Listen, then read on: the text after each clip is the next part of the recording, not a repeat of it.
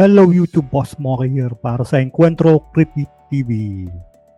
So ito, tingnan na naman natin itong upload ni Sir Andy the Explorer.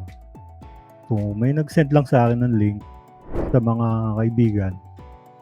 So subscribe kayo sa kanya, Andy the Explorer. Hindi ko alam kung narayakan na to ni Rabbit Gamer eh. Pero check natin. Shoutout sa iyo, kapatid Rabbit Gamer. Let's go. Video.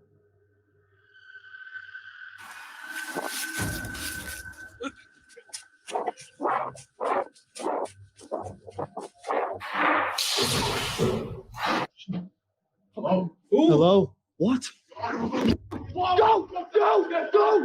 Subscribe nga pala kayo sa kanya.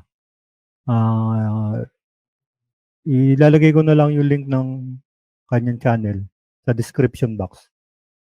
Yung, na-perfect ko din. Let's go. Masyado malaki. Can you get that noise? Sounds like a trumpet though. No, I can judge. What the I can't see anything. Mula sa mga taong muntikan ng mapahamak ngunit maswerteng nakaligtas, ang multo ng batang nawawala ang ulo sa sementeryo hanggang sa patay na muling nabuhay, naririto ang 8 video na siguradong hindi magpapatulog sa inyo ngayong gabi. Pero bago ang lahat, huwag kalimutang mag-subscribe, i-like at pindutin ang notification bell para lagi kang updated sa ating mga bagong video. Subscribe kayo sa kanya. Andy the Explorer.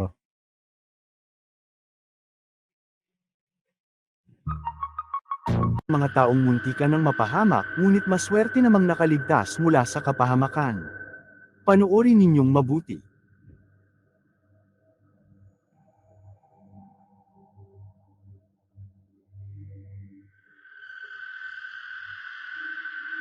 Nangyari? Anong ginawa niya? Uy! Buenas, no? Ibig sabihin, di mo pa oras, kapatid. Niligtas ka pa ni God. Bumaba ka agad yung elevator.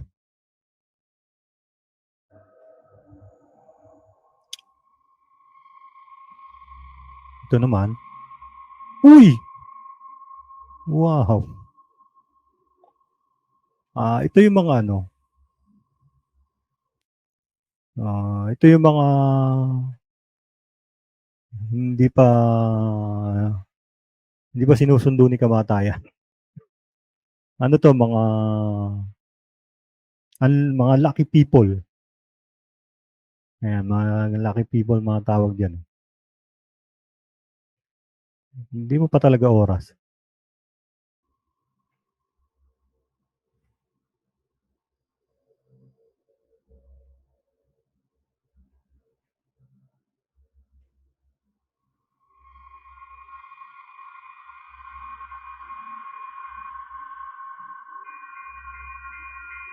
Tapos, uy, huwag kang tatawid. Huwag kang tatawid. Huwag kang tatawid. Oh my God.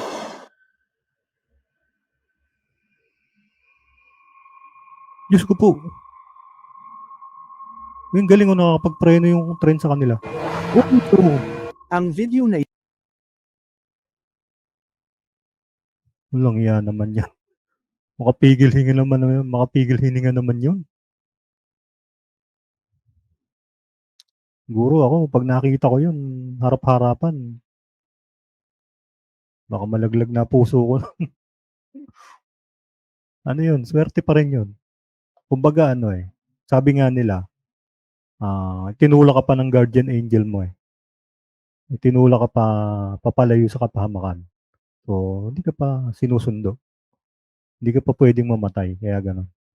ito ay nagmula sa paranormal investigator na may YouTube channel na The Fourth Wall, na kung saan, sinasabi na may isang haunted na sementeryo sa Japan na palaging pinagpapakitaan ng isang kaluluwa o espiritu ng bata. Oh. Sinasabing ang bata na ito ay sinawing palad na nalunod sa isang pond mahigit 30 taon na ang nakakalipas. 30 years na. Ang kanyang magulang ay inilibing ang nasabing bata sa sementeryong ito, At bilang pagmamahal at pagpapaalaala sa namatay nilang anak, ay pinagpatayo nila ito ng napakagandang rebulto sa ibabaw ng puntod ng bata. Wow. Subalit isang gabi, may mga masasamang kalalakihan ang bigla na lamang sinira at winasak ang puntod ng nasabing bata. Aha. Dito rin ay Grabe naman. kanilang binasag at winasak ang rebulto ng puntod at di pa nakontento ay ninakaw pa nila ang ulo ng statue. Patay kayo. Simula noon ayon sa local legend, ay madalas nang makita ang aparisyon ng batang multo na palaging nasa tabi ng kanyang puntod at Ah. gumagala sa paligid ng nasabing sementeryo na sinasabing hinahanap So- nito ang kanyang nawawalang ulo.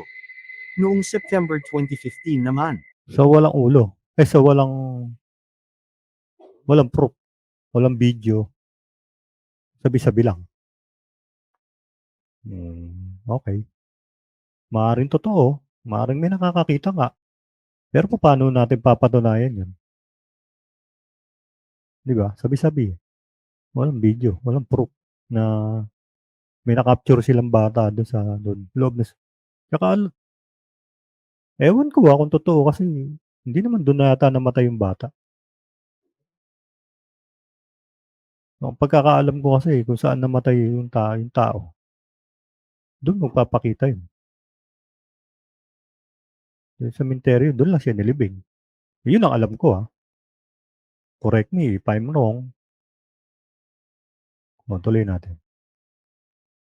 dito ay may nakakakilabot na nakuhanan ng CCTV camera ng nasabing sementeryo. Pagmasdan ninyong mabuti. Meron nga. Meron yung CCTV. Oh my God. Asan? Ayun. May usok nga. Yun. Naglalakad.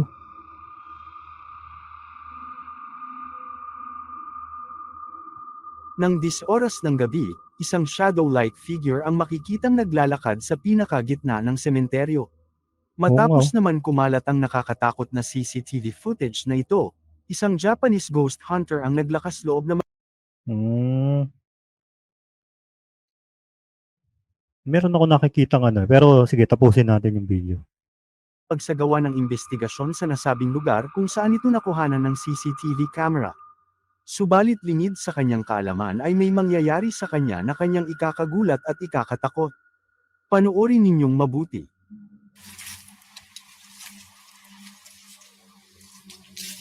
Ano yan? Ganda ng cemetery sa kanila. Ayun! May bata.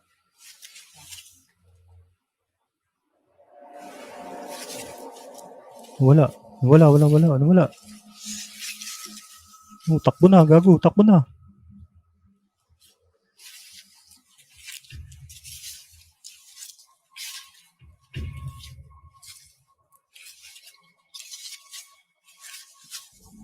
Ayun na naman siya.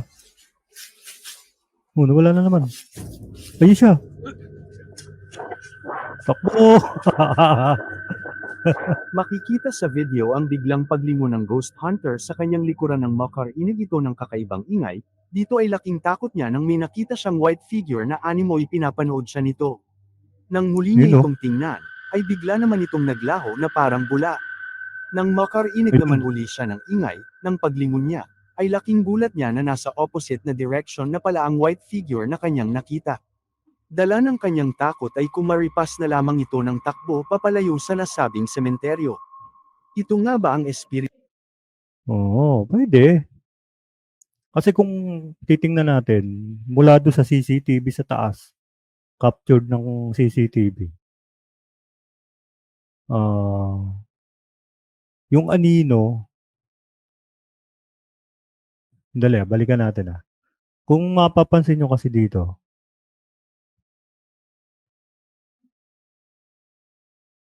ayan. Kung mapapansin nyo, ang daming kulay itim. Ang daming usok-usok na kulay itim. Makikitang naglalakad sa pinakagitna ng sementeryo. So, hindi ko naman sinasabing fake ito. Maaaring ang totoo ito. Dahil nakita naman natin, naglalakad yung shadow figure. Pero kung titingnan mo yung paligid ng wide shot niya na, marami ding anino na itim. Hindi ko lang alam bakit siya lumakad. So, maaaring ang totoo to na na-capture siya or camera glitch. Pwede rin camera glitch. So anyway, basta yun lang yung sa aking obserbasyon kasi marami rin siyang shadow figure na nakapaligid eh. So, ang nakakapagtaka lang, siya lang yung gumalaw. O maaari nga siya camera glitch. Pwede rin naman totoo. Eh kasi yan naman talagang captured ng mga camera eh. Hindi malinaw, ah, talagang hindi mo mai-explain kung ano yun. Mahirap i-explain. Eh, yun yung mga legit capture. Eto CCTV ito eh. So, ito namang isa. Saan na ba yun? Ito namang bata.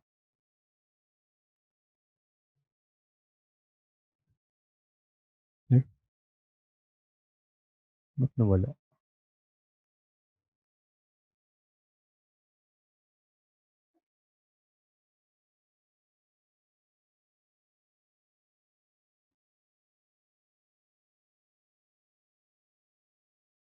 So, ito namang bata. Nan, ay bigla naman itong naglaho na parang bula.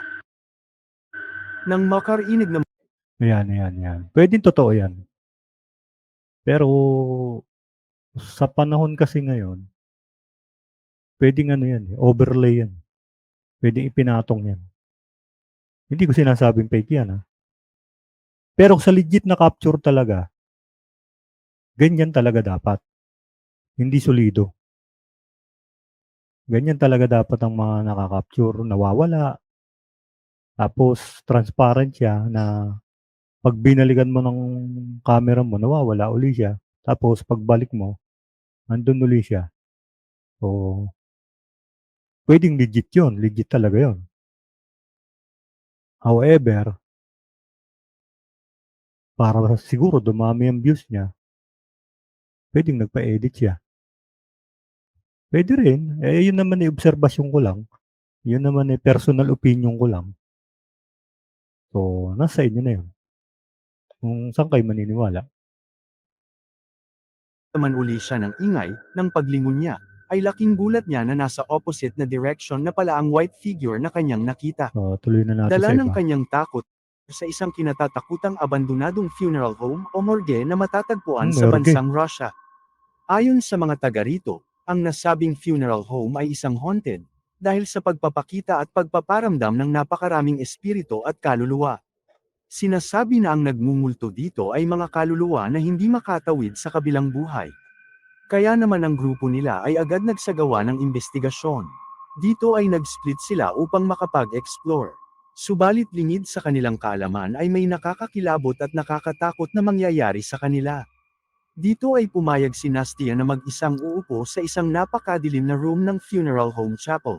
Tapang Si mo ah. Nastia ay walang nakikita mula sa kwarto na ito maliban sa dilim. Nang magsimula ng mag-record ang static IR camera na kanilang nilagay sa room na ito, dito ay may mangyayari sa kanya na kanyang ikakagulat. Panoorin ninyong mabuti. У меня сердце начинает биться очень Static быстро. camera. Здесь очень жутко. Я вижу только красные лампочки Uy, ano yun? от камеры. Mga orbs or insect. И сразу больше ничего не думать, кроме этого. Ang sumunod na mangyayari ay lalong nakakakilabot at nakakatakot. Pagmasdan ninyong mabuti. Ano yun?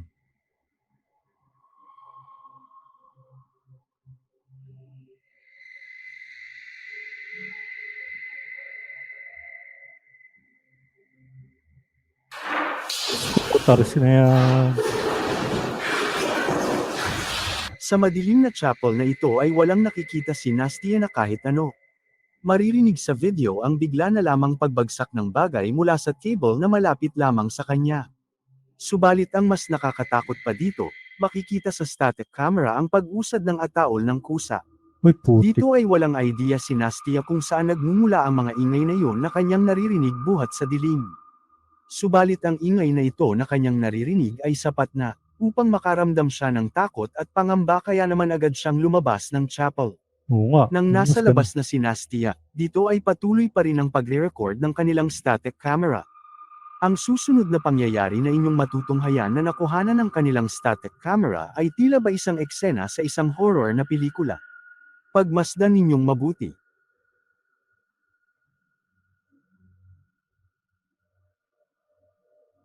Anong nangyari? Uy, putik. Ano yun? May anino. Dark figure ayun. Ay, wala.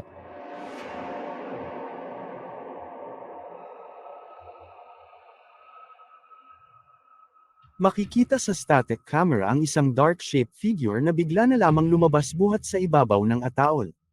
At ito ay unti-unting lumutang papunta ng ceiling. Makalipas lamang ang ilang sandali ay naglaho na rin ito na parang bula. Ang Topi team ay walang idea kung ano ang nasabing dark shape na ito. Isa nga bang haunted ang funeral home na ito?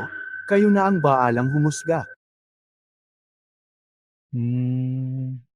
Pwede. Pwede naman.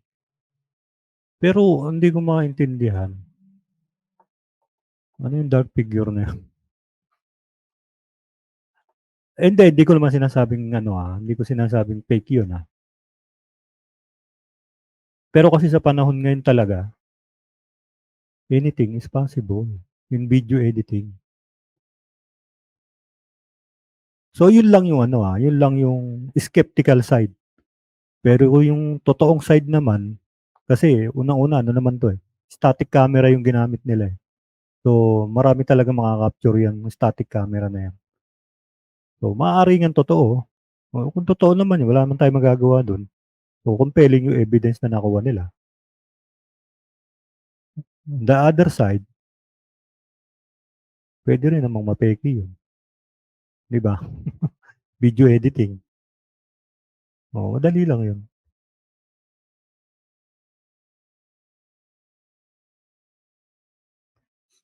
Ang makakasagot lang yan is mga video expert. For me, pwede totoo naman. Kaya lang yung dark figure, medyo 50-50 tayo doon. So anyway, sa inyo naman yun. Yun naman sa akin lang yun Opinion ko lang naman. Ang Ridgely Hospital ay isang pangbabaing psychiatric hospital na matatagpuan sa Lancaster, UK. Ang ospital na ito ay nag-operate ng halos 100 taon mula 1916 to 2013. Sinasabing ang ospital na ito ay naging sikat dahil sa makabago nitong paraan ng panggagamot sa mga babaeng dumadanas ng mental disorder. Subalit noong 2013 ay tuluyan na itong nagsara. Noong April 2022, 1:00 ng gabi, may grupo ng YouTuber ang nagtangkang mag-explore at bumisita sa loob YouTuber ng lang kayo. nasabing abandonadong ospital. Hindi kayo ghost Sa hunter. kanilang pagpasok dito ay may hindi sila inaasahang nakakakilabot na mangyayari. Panoorin yung mabuti. I'm not scared of you. Oh, yeah, Well, I am scared of you. I think Sean is the to be honest with you. Matapos silang makarinig ng mga strange na ingay na nagmumula sa isang room, dito ay agad nilang nilapitan ang room na ito upang tingnan. At ito ang sumunod na nakakakilabot na nangyari. Panoorin ninyong mabuti. Sige nga.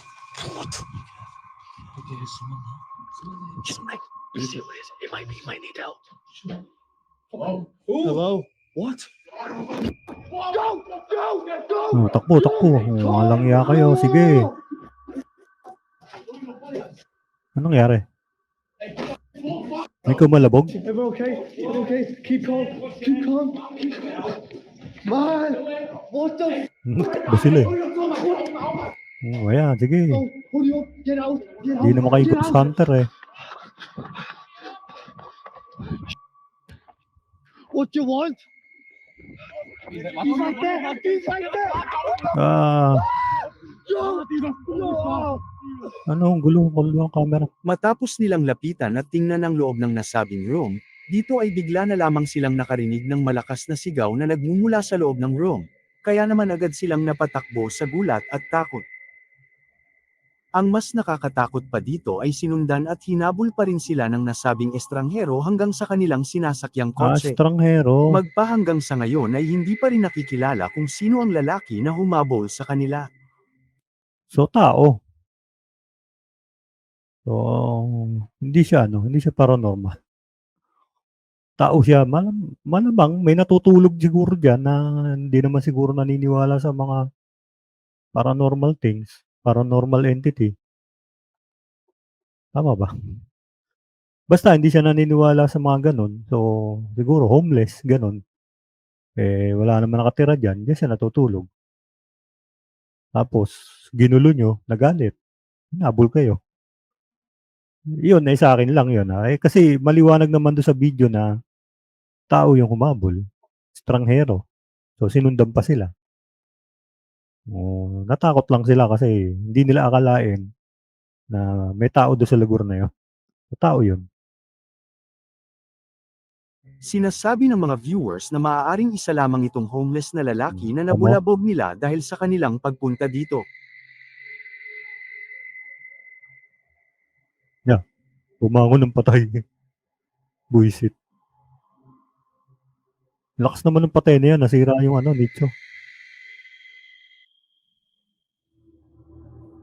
Tsaka hindi siya naka-uniform, Naka-sleeveless siya, namatay naka-sleeveless. Hindi pala yun. Isang nakakakilabot na pangyayari naman ang naganap sa bansang pala. Ecuador noong 2023 na kung saan, ang 76 years old na si Bella Montoya na idineklara ng ospital na patay na, matapos itong makaranas ng stroke at cardiac arrest, habang nasa funeral home at nasa loob ng kanyang ataol, ay bigla na lamang nakarinig ang kanyang mga kamag-anak ng kakaibang tunog na nagmumula sa loob ng ataol. Makalipas lamang ang 5 oras nang papalitan na siya ng damit upang ganap ng iburol, dito ay laking gulat at takot nila nang biglang gumagalaw at humihinga pa ang nasabing matanda sa loob ng ataol. Mhm. Sinasabi din na Mariusep. ginamit nito ang kanyang kaliwang kamay upang makalikha ito ng ingay. Makikita din sa video ang paghinga nito ng malalim, indikasyon na hinahabol nito ang kanyang hininga. Agad naman nilang dinala ang nasabing matanda sa ospital kung saang ospital din na idineklara siya na patay na. Subalit nananatili pa rin ito na nasa kritikal na kondisyon. Dahil sa malagim na pangyayari, ay agad naman nag-utos ang kanilang Prime Minister na magsagawa ng investigasyon laban sa ospital at mga doktor na may hawak sa matanda. Malamang. Subalit sa kasamaang palad, ay binawian din siya ng buhay. Dito ay sinasabing nakaranas si Bella Montoya ng tinatawag na catalepsy kaya naman inakala ng kanyang mga doktor na patay na ito. Pwede yung catalepsy.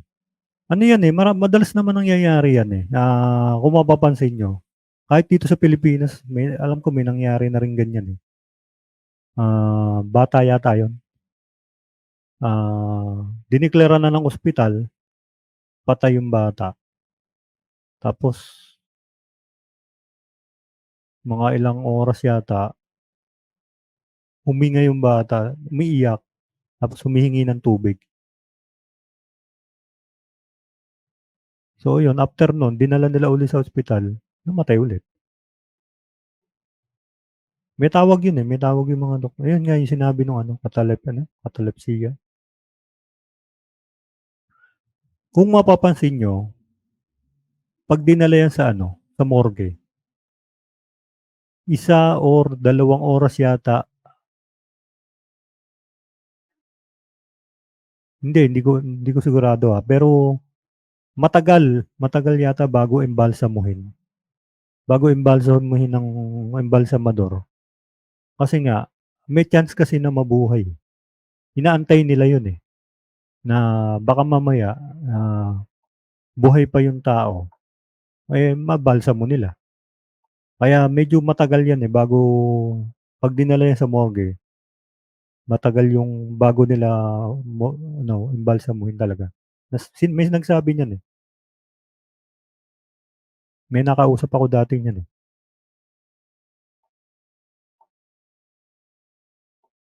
So, yung iba kasi minsan 'di ba, pag namatay umaga, kadalasan hapon na dinadala 'di ba? Kadalasan mga hapon na bandang hapon na dinadala kasama na yung mga nakataol na.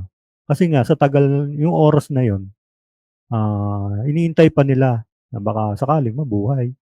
Masaksakan nila, buhay pa pala. Yun na yun. Marami man nangyayaring ganyan. Yung karamihan naman pag nabuhay na ganun, saglit lang.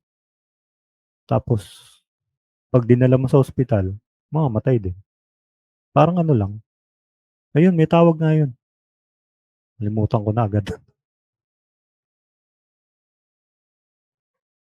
Yan, ang tawag doon. Ospital at mga doktor na may hawak sa matanda. Subalit sa kasamaang palad, Hindi naman din natin masisisi yung yung mga doktor niyan kasi once na yan nag-zero-zero na sa mga aparatos yan, deklara na talaga ng ospital yan. At tapos hindi na pumipintig ang puso niyan, yung pulso niyan. Patay na. Dideklara na talaga ng doktor yan.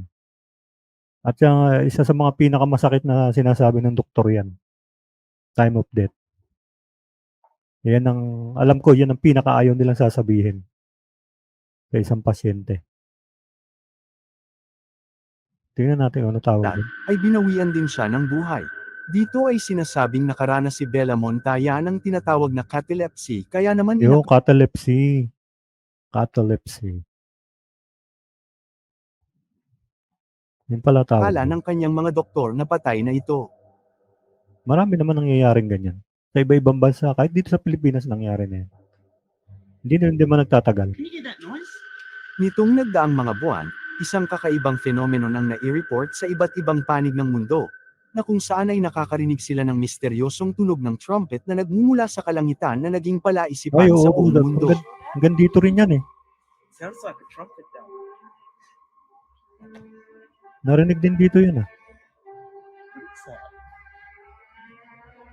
May nagpaliwanag niyan eh.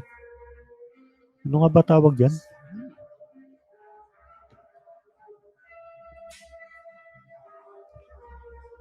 Ang tunog na ito ay agad pinag-usapan at umani ng iba't ibang opinyon at espekulasyon hinggil sa kung saan ito nagmumula. May nagsasabi na may scientific explanation ito kagaya na lamang ng atmospheric pressure or industrial noises o di kaya ay ang mga supernatural interpretations. Marami. Mga scientists na-explain na nila yan eh. May mga scientific explanation na sila dyan. So, research nila lang. So, medyo mahaba kasi yan. Tatagal tayo pag ni-research pa natin yun. Pero ano na yan, na-debunk na ng mga scientists yan.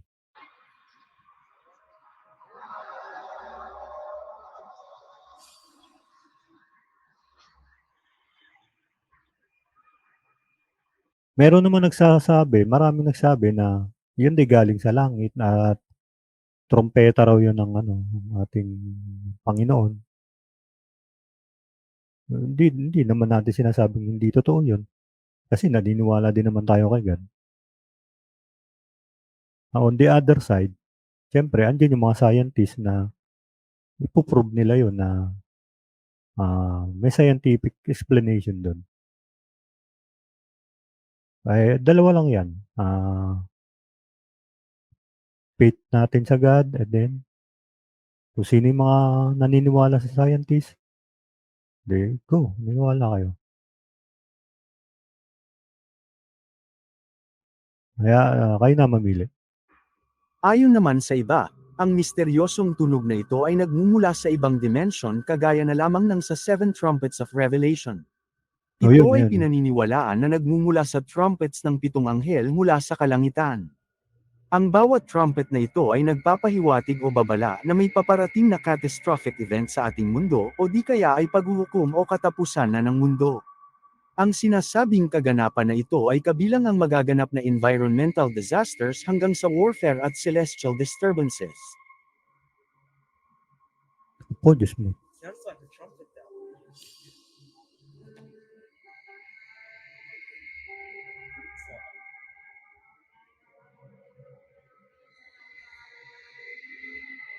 Oo, gandito nadinig yan. Ang kahalintulad din na video na ito na in-upload sa TikTok, ay kagaya rin nila na nakarinig ng misteryosong tunog na nanggagaling mula sa kalangitan.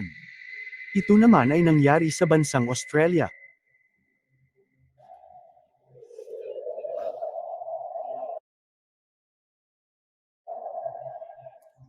We're up at Bonnie Doon.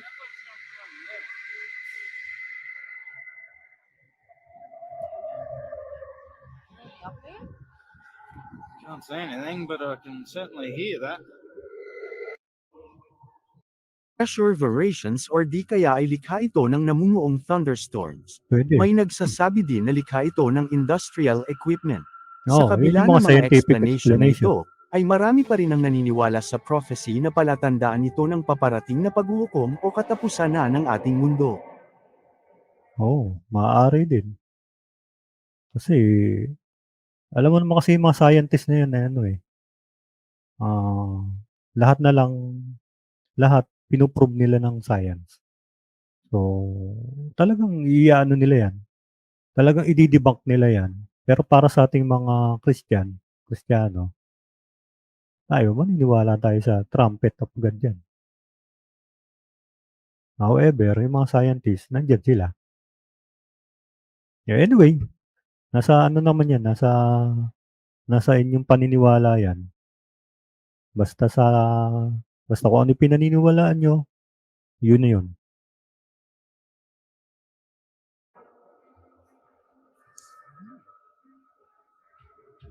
Kung ano yung pinaniniwalaan natin, Ang respeto na YouTuber lang. na Ads Ventures ay pumunta sa isang kagubatan o kakahuyan lula ng kanyang stealth camper van upang magpalipas at magdiwang ng Halloween night.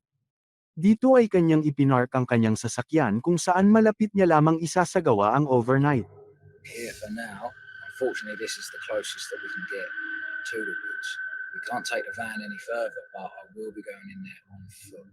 Nang bumaba na siya ng nasabing sasakyan, sa kanyang pag-e-explore ay nakakita siya ng abandonadong simbahan at sementeryo bago pa man pumasok sa pinakaloob ng kakahuyan.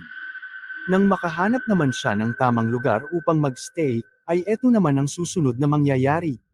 Panoorin ninyong mabuti. Ginagawa mo. Nagka-camping siya. Lakas ng trip mo, pare. This Phil, I should have got a saucepan with a lid. Ayun. May laman. Makikita sa video ang biglang pagdaan ng isang white shadow na naglalakad buhat sa kanyang background. Ano. Nakakarinig din siya ng mga kakaibang ingay na nagmumula malapit lamang sa kanyang kinalalagyan. Nang kanya itong hinanap, dito ay nakakita siya ng maliliit na orb ng ilang Come up to beses. that bit where the light Hindi was obvious. shining. Insekto lang siguro yun. What? Mga insekto lang yun. He's moved. I'm gonna have to go and check that out. Kung inyong pagmamasdan mabuti, makikita sa video na may natanlawan siyang silhouette object. He's moved. I'm gonna have to Saan? go and check that out. Subalit ito ay hindi isang beses niya lamang natanlawan ng ilaw. Habang naglalakad siya buhat sa kakahuyan, dito ay nararamdaman niya na hindi siya nag-iisa sa kakahuyan na ito. I keep seeing someone. Hold on.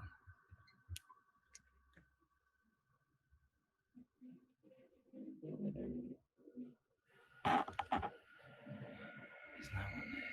I swear. I think I'm gonna go this way, to be honest with you. The hell? That is a person. I'm not even joking. What the I can't see anything.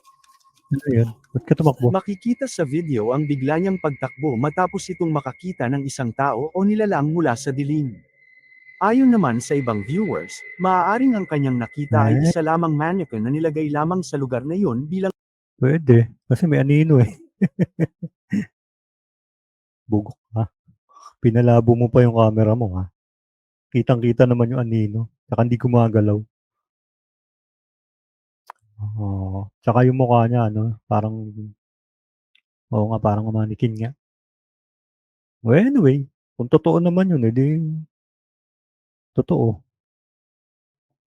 Ano tayo magagawa dun? Ano lang, talagang, sa paranormal world kasi, mahirap talaga i-prove ang, paranormal existence. Kaya nga yan yung mga struggle ng mga ghost hunter. Yung mga legit ghost hunter na patunayan. Although meron silang kapira-kapirasong nakaka-capture, audio, video, Pero, syempre, marami pa rin skeptic. So, hindi ganun kadali ang mundo ng paranormal. So, kahit makaka-upload ka dyan ng magandang kuha or magandang capture ng yung camera at sinabi mo naman na legit yun. Although marami nakakakilalang legit ka, yung ibang tao, wala pa rin, hindi pa rin maniniwala. Mahirap pa rin. So, ilan pa lang yung talaga yung makaka-accept nun. Kasi karamihan talaga, hindi man karamihan. Yung iba, skeptical. So, hindi natin maiaalis yun. Laging sa isang istorya, laging merong two sides. The good and the bad. So, ayun lang.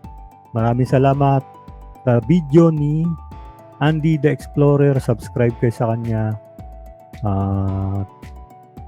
Shout out sa Green Minded. Alam niyo na, yan, naka-plus sa screen. Kaila Ma'am Sweetie, Slots and More, hindi nakasikaso eh.